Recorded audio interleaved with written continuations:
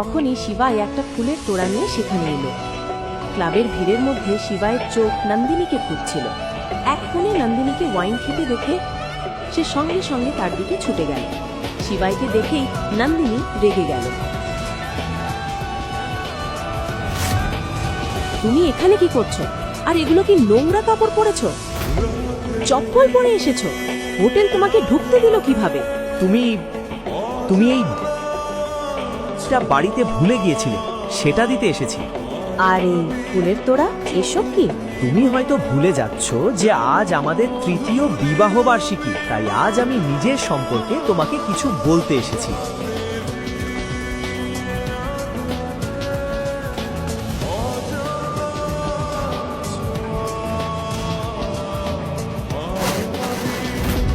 সেখানে দাঁড়িয়ে থাকা প্রত্যেকটা মানুষ এখন শিবাই, দেব আর নন্দিনীর দিকে তাকিয়েছিল। Let's dance.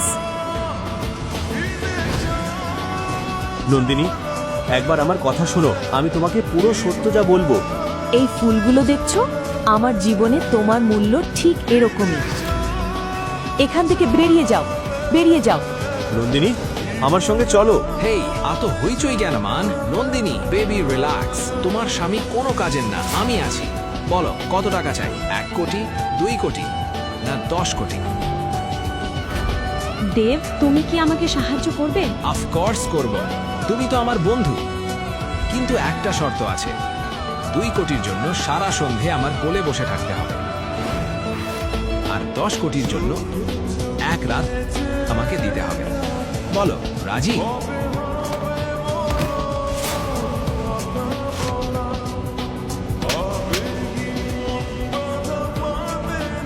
তুমি কি করছো? তুমি কি পাগল? এই বেচারা লোকটা আমাকে সাহায্য করছিল। এক্ষুনি ক্ষমা চাও, ক্ষমা চাও। ক্ষমা চাইবো? নন্দিনী, আমার চপ্পলও ওর কাছে ক্ষমা চাইবে না। তুমি আমার সঙ্গে চলো। এখানে শিবায় মাহেশ্বরীকে। আমি শিবায় মাহেশ্বরী। আর যদি মরতে না চাও তাহলে তোমার গুন্ডাগুলো নিয়ে এখান থেকে বেরিয়ে যাও।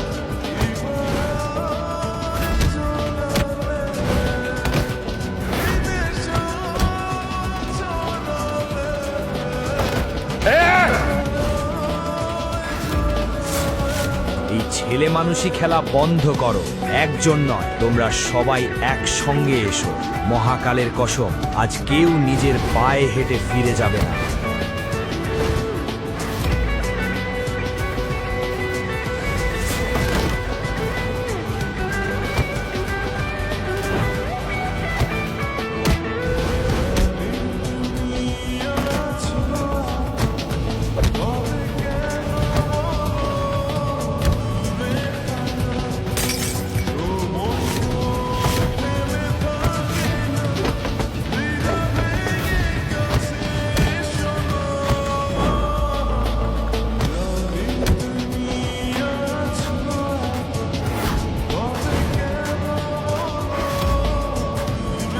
হেডশট! কি ধরনের স্কোয়াড পাঠিয়েছো? সব ম্যাচস্টিকের মতো পড়ে আছে। কি? ওরাই তো আমার সবচেয়ে ভয়ঙ্কর লোক ছিল। আমি নিজেই ওখানে যাচ্ছি। কি হেডশট? ও মাই গড, ও তো আন্ডারওয়ার্ল্ডের সবচেয়ে বড় গ্যাংস্টার। যার উপর ওর চোখ পড়ে তার দিন শেষ। আর একটু অপেক্ষা করো, ওর শেষ খুব কাছে। কিছুক্ষণের মধ্যেই পার্টির বাইরে 10টা জিপ এসে দাঁড়ালো। ভেতরে দাঁড়িয়ে থাকা লোকগুলো শ্বাস আটকে গেল। হেডশট ক্লাবে ঢুকলো। দেব চোখ দিয়ে শিবাইকে দেখিয়ে দিল। সঙ্গে সঙ্গে হেডশট বন্দুক বের করে শিবাইয়ের দিকে তাক করল। লড়বে না, আমার নাম হেডশট, আর আজ পর্যন্ত আমার নিশানা কখনো মিস হয়নি। তোমরা সবাই পার্টি এনজয় করো। আমি এই লোকটাকে আমার ঘাঁটিতে নিয়ে গিয়ে শেষ করে দেব, আর যদি আমি ওর শরীরের একটাও হাড় না ভাঙি তাহলে বলবে। কিছুক্ষণ আগেও যে শিবাই গুন্ডাদের সঙ্গে লড়ছিল সে সেখানেই জমে গেল। হেডশটের লোকেরা শিবাইকে ধরে নিয়ে গেল। নন্দিনী আর দেবও তাদের পেছনে গেল। হেডশটের গাড়ির ডিকিতে শিবাইকে বেঁধে রাখা হলো। গাড়ি একটা নির্জন জঙ্গলের মাঝখানে পৌঁছালো।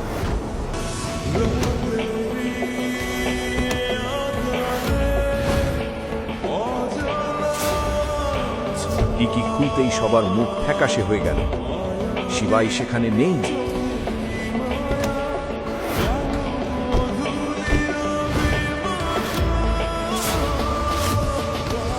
এটা কিভাবে সম্ভব?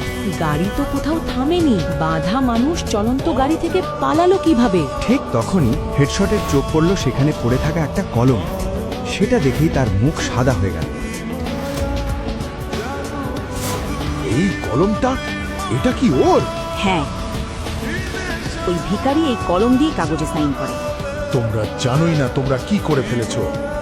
তোমরা আমাকে মেরে ফেলেছো। আমার পুরো ব্যবসা শেষ হয়ে যাবে।